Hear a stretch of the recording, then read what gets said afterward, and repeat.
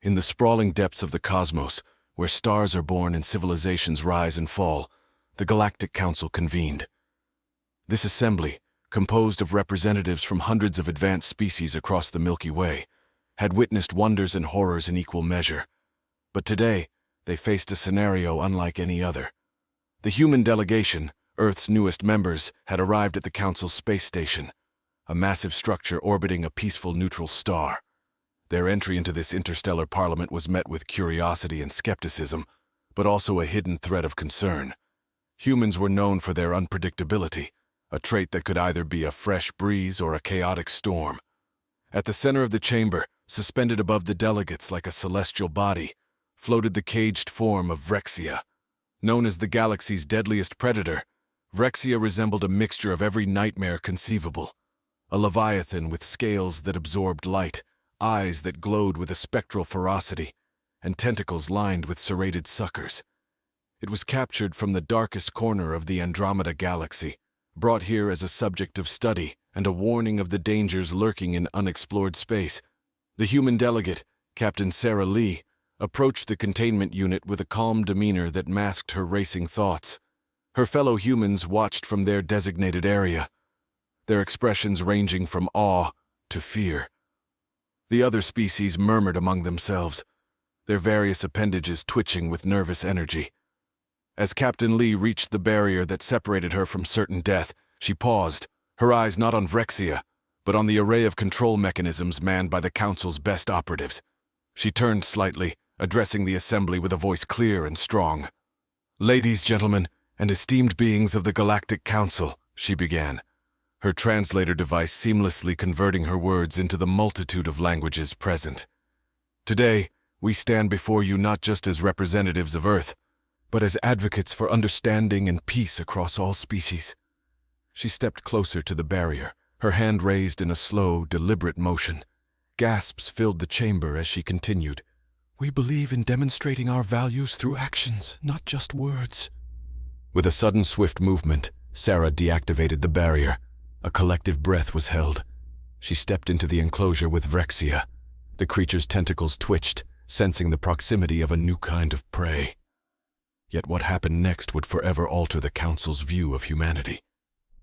Sarah extended her hand, not with a weapon, but with an open palm.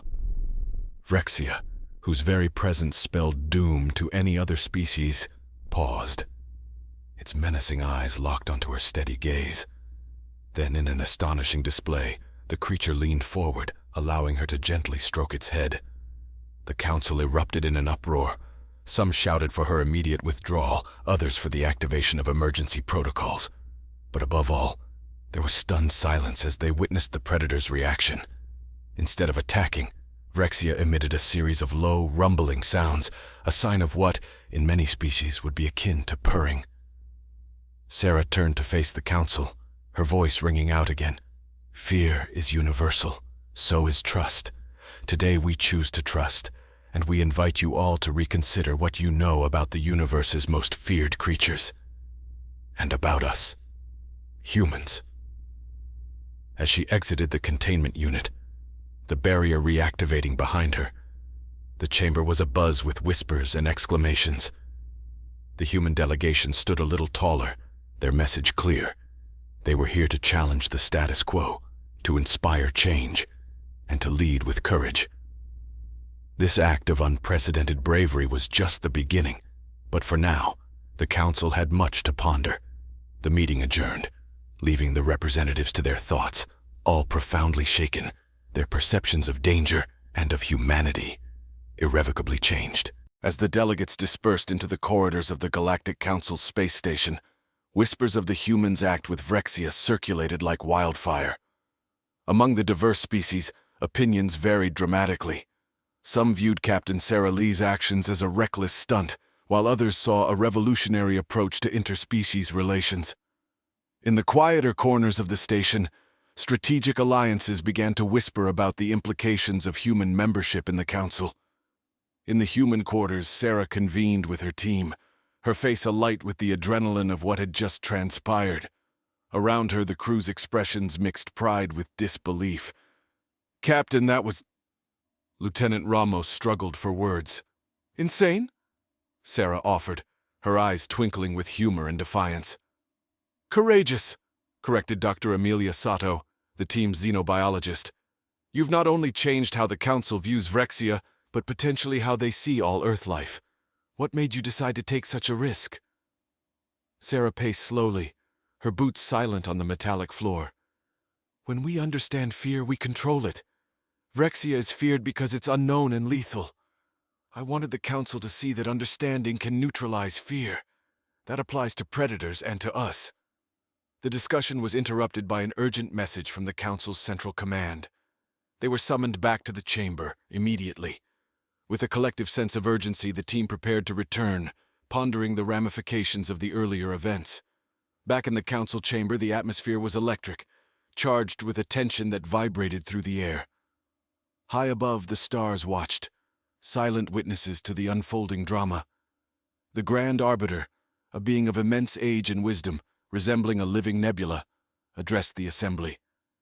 Its voice filled the chamber, echoing off the walls with a resonant authority. The actions of Captain Sarah Lee have presented us with a profound question, it boomed. Should we continue to govern based on fear and isolation, or should we explore new paths of understanding and integration?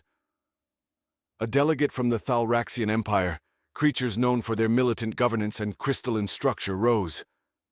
This human act, while bold, could undermine the safety protocols we've established. How many must risk their lives before we learn? Sarah listened, her expression composed. When she stood to respond, the room hushed in anticipation. With all due respect, Sarah began, progress often comes with risk. We humans have a saying, fortune favors the brave. I believe this applies to all of us in seeking a better understanding between species. Today, we've seen that even the galaxy's deadliest can respond to gestures of peace. The debate raged on, with each species bringing their perspective, their fears, their hopes. Through it all, Sarah's act remained at the center, a symbol of potential change. In the midst of the heated discussions, an unexpected alert sounded. The station's sensors detected an anomaly, a massive spatial disturbance approaching. The Council's attention shifted from internal politics to the external, more immediate threat. As the details of the disturbance were relayed to the Assembly, Sarah and her team were already moving. Known for their rapid response and innovative tactics, they were the obvious choice to investigate. As they suited up, the weight of their new responsibility pressed upon them. Not just explorers or diplomats now, but defenders in a moment of unknown crisis. The human crew boarded their ship, the Starward Bound, and set a course towards the anomaly. As the stars blurred into the lines of hyperspace travel, the team readied themselves for whatever challenges lay in the depths of the unknown cosmos. As the Starward Bound hurtled through the cosmos, its crew remained vigilant, their eyes glued to the readouts and screens displaying the rapidly approaching spatial anomaly. The vessel, equipped with the latest in human and alien technology, hummed with energy, its systems fully engaged to face the unknown. Inside the command center, Captain Sarah Lee and Dr. Amelia Sato analyzed the incoming data. The anomaly defied easy categorization. It appeared as a rift, pulsing with a spectrum of light unseen by any known sensors, suggesting it was not merely a natural phenomenon but something far more complex. Amelia, any theories on what we're dealing with here? Sarah asked, her voice calm yet tinged with concern. Dr. Sato adjusted her instruments, her brow furrowed in concentration. It's unlike any cosmic event recorded. If I didn't know better, I'd say it's almost alive. The patterns are too irregular, too deliberate. As the Starward Bound drew closer, the anomaly's effects became more pronounced. The fabric of space seemed to twist and churn around it, distorting reality with its pulsations. Suddenly, the ship lurched, caught in the gravitational pull of the anomaly. "Engines to full reverse," Sarah commanded. The crew braced as the ship struggled against the unseen forces. Outside, the boundary of the rift shimmered, a mesmerizing dance of colors that beckoned even as it threatened. Lieutenant Ramos, piloting the ship, fought to regain control. "It's like it's toying with us, Captain. Every move we make, it counters. Keep at it, Ramos. Everyone strap in. This could get rough." Sarah ordered. The ship's hull groaned under the strain, the sound a stark reminder of their precarious situation. In the midst of the chaos, a communication channel crackled to life. A voice, alien yet unmistakably intelligent, echoed through the command center. "Intruders, why do you violate this boundary?" Sarah quickly moved to respond, her voice steady. "We mean no intrusion. We're here to understand, not to conquer. Identify yourself, please." The voice paused, the silence stretching. Then it resumed, softer yet still commanding. "I am the custodian of the rift. This boundary guards against the chaos beyond. Why should you be permitted to pass?" Sarah exchanged a glance with her crew, each member aware of the gravity of her next words. "We come in peace, to learn and share knowledge. What lies beyond this rift concerns us all, and perhaps together we can understand it better." The custodian seemed to consider her proposal. The ship's sensors showed a decrease in the anomalous activity, the spatial waves calming as if reflecting its contemplator's mood. "Very well," the voice finally said. "Approach with caution and respect. I will allow you to witness the boundary's purpose." With the immediate danger subsiding, the starward-bound cautiously approached the rift. The ship passed through the outer edge, and what they saw on the other side was beyond their wildest imaginations. A vast cosmic garden unfolded before them, a space where time seemed fluid, and stars and planets moved in harmony like notes in a symphony. Nebulas bloomed like celestial flowers, their colors vibrant against the dark void. It was a hidden realm, guarded by the custodian, a sanctuary against the chaos that threatened the known universe. "This is incredible," Dr. Sato whispered, her voice filled with awe. "A construct of cosmic scale, maintaining balance and beauty." Sarah nodded, deeply moved by the sight. "Let's explore carefully. We have much to learn here, and perhaps in understanding this place, we can find ways to aid our own galaxy." As the crew of the Starward Bound ventured deeper into the cosmic garden, they prepared to uncover the secrets of the rift, ready to face whatever challenges or wonders lay ahead. Their mission had evolved, no longer just explorers or diplomats, but also stewards of a greater cosmic truth. As the Starward Bound navigated the celestial garden, its crew cataloged phenomena that defied known scientific principles. Time behaved like a fluid here, ebbing and flowing around clusters of gravity that twisted the fabric of space into intricate patterns. The ship's instruments struggled to adapt to the anomalous conditions, their readings often contradictory or nonsensical. Sarah convened a meeting with her senior officers and Dr. Sato in the observation deck, where the panoramic views of the cosmic garden continued to mesmerize and mystify. "We need to establish a baseline for our observations. Emilia, what can you tell us about the flora and fauna we're seeing?" Dr. Sato, still awestruck by the view, managed to regain her professional demeanor. "The life forms here don't adhere to our concepts of biology. I've observed plants absorbing cosmic radiation directly, converting it not just to energy but to matter. There are creatures here that seem to live in multiple dimensions simultaneously. It's as if evolution had an entirely different set of rules.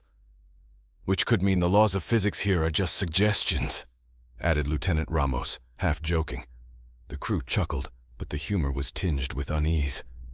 "Exactly," Sarah nodded. "That could pose risks to us and the ship.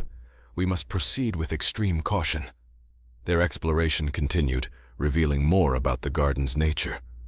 It was not just a sanctuary, but a laboratory of sorts, where the custodian experimented with cosmic variables to maintain the balance against the chaos that lurked beyond.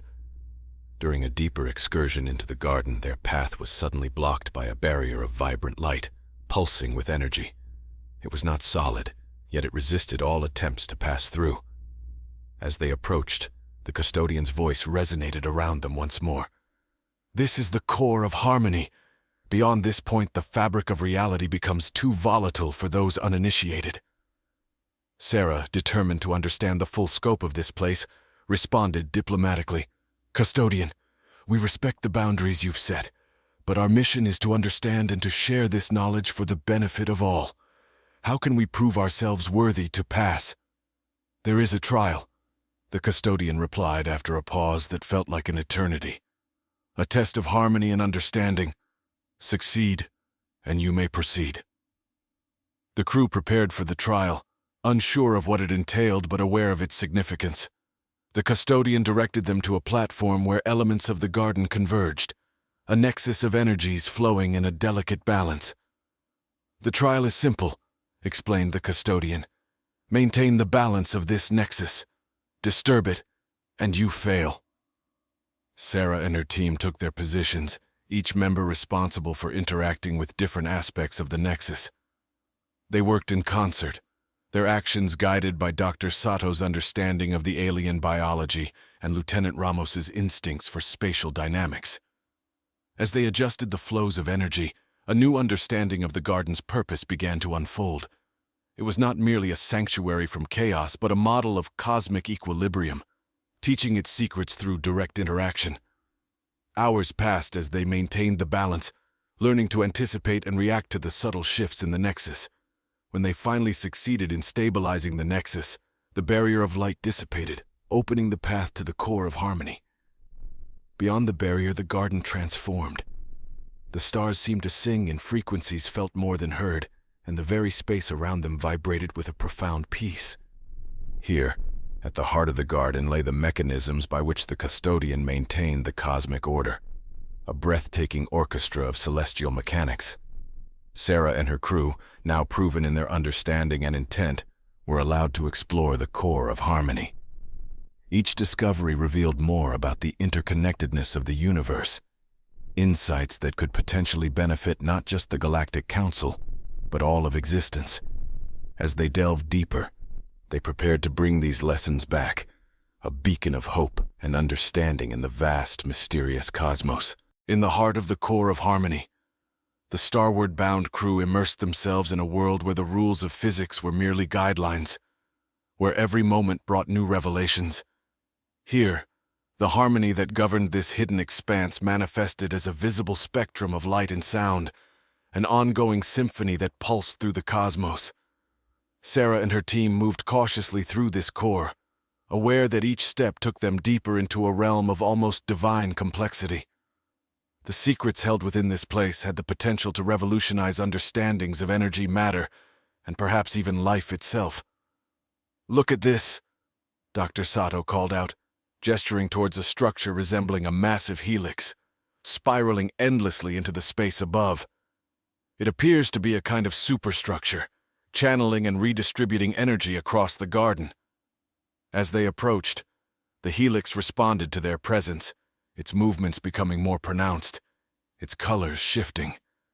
Sarah reached out, her hand hesitating just inches from its surface. The moment her fingers brushed against the helix, a surge of information flowed through her. Images, sounds, emotions, all conveyed in a language of pure energy. "It's sharing its memories," Sarah gasped, overwhelmed but exhilarated. "It's showing us how this place was constructed and why." The crew gathered around, each member touching the helix, sharing in the flood of alien memories. They saw the custodian, not as they had met it, but as it had been millennia ago. A being of immense power and knowledge, tasked with preserving the balance of the universe against the encroaching chaos. As they absorbed the knowledge, their understanding deepened. They learned that the garden was not just a sanctuary, but a statement of defiance against the entropy that gnawed at the edges of the universe. It was an archive of what could be lost, a repository of hope. "Imagine what we could learn from just this one structure," Lieutenant Ramos said, awe in his voice. "The applications could be endless: energy, medicine, even ecology." Dr. Sato nodded, her mind racing with the possibilities. "We need to document everything. The Council must see that what we've found here isn't just valuable, it's vital." Their exploration continued, each discovery adding layers to their understanding. The garden was a living library, each element a book waiting to be read, each creature a poem of biological wonder. In a clearing amidst the cosmic flora, they found a pool of liquid light that flowed upwards, defying gravity. Around this pool, the plants thrived unusually, their leaves more vibrant, their flowers emitting soft, luminescent pulses. "This pool," Dr. Sato hypothesized. Might be a concentrated form of the same energy that powers the garden. Maybe it's what keeps everything alive and in balance. They collected samples, careful not to disturb the delicate ecosystem more than necessary. Each sample was a potential key to new technologies, new medicines, new ways of seeing the universe. As their mission drew to a close, Sarah felt a profound connection to the garden and its custodian. They had been allowed into a sacred space, trusted with its deepest secrets. The responsibility weighed on her, a reminder that their discoveries must be shared wisely and with great care. Preparing to leave the core of Harmony, Sarah looked back at the helix one last time. It seemed to pulse an acknowledgement, a farewell from an old friend. With their ship filled with data and samples, the crew set course back to the Council. They were not just carriers of information, but ambassadors of a profound cosmic truth, ready to advocate for preservation and understanding. As the starward bound re-entered the familiar space of the galaxy, the implications of their mission became clear. They had a new vision for the future, one that intertwined the fates of countless species with the wisdom of the garden. Now, it was time to share that vision, to ensure that the harmony they had witnessed could influence the galaxy at large, guiding it towards a future where balance and understanding reigned supreme. Upon their return, the Galactic Council convened in an extraordinary session, summoned to address the revelations brought forth by the starward bound. The Assembly Hall, a vast amphitheater etched with the symbols of countless civilizations, was filled to capacity. Representatives from across the galaxy, previously skeptical or outright fearful of the human delegation's unconventional approaches, awaited the presentation with a palpable mix of anticipation and unease. Captain Sarah Lee stood before the council, the data and samples from the core of Harmony displayed prominently behind her. The visual feed showed images of the cosmic garden, the helix, and the pool of upward-flowing light, each image a testament to the extraordinary nature of their discovery. "Ladies, gentlemen, and esteemed beings," Sarah began, her voice resonant in the silent chamber. "What we encountered at the core of Harmony represents not just a scientific marvel but a philosophical revelation. We have uncovered a bastion against chaos, a system designed to maintain balance through beauty and complexity." She detailed their interactions with the custodian and shared the insights gained from the helix, how each strand of energy and life in the garden was interconnected, forming a network that sustained the garden and protected it from the chaos that threatened the universe. "The potential for practical applications is vast," Dr. Emilia Sato added, taking over the presentation to discuss the scientific implications. "From energy production to ecological restoration, the principles we've learned could revolutionize multiple fields. But beyond the technology, there's a deeper message, a call to view our universe as an interconnected whole, where each action we take resonates across the cosmos." The response from the council was mixed. Some delegates expressed concern over the potential for misuse of such powerful knowledge. Others argued about the jurisdiction and control over the anomaly.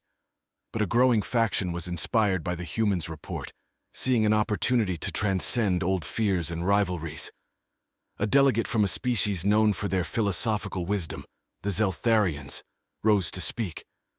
"We must consider not just the practical, but the ethical implications of this discovery. This garden and its custodian have shown us that harmony can be more than a concept. It can be a directive for survival. We have an obligation to protect and preserve this wonder." The debate continued for hours, with Sarah and her team defending their position, advocating for an alliance to study and protect the garden, ensuring that its secrets were not exploited but shared responsibly. Finally, the Grand Arbiter called for a vote. The result was a landmark decision. The Council agreed to establish a protective cordon around the anomaly, with a new multi-species research initiative based at its edge. Humanity, with its bold approach and demonstrated respect for cosmic harmony, would lead the initiative. As the council session adjourned, Sarah felt a weight lift from her shoulders. They had done more than bring back invaluable data. They had shifted the council's perspective, fostering a newfound appreciation for the interconnectedness of all cosmic life. As the delegates dispersed, the stars outside the council's window shone a little brighter. a silent acknowledgement of the small yet significant steps taken towards understanding and preserving the delicate balance of the universe. The crew of the Starward Bound gathered to watch the galaxy rotate slowly beneath them. Together, they had ventured into the unknown, faced cosmic wonders and dangers, and returned with the promise of a brighter future. "Here's to the next adventure," Sarah said, her eyes reflecting the starlight.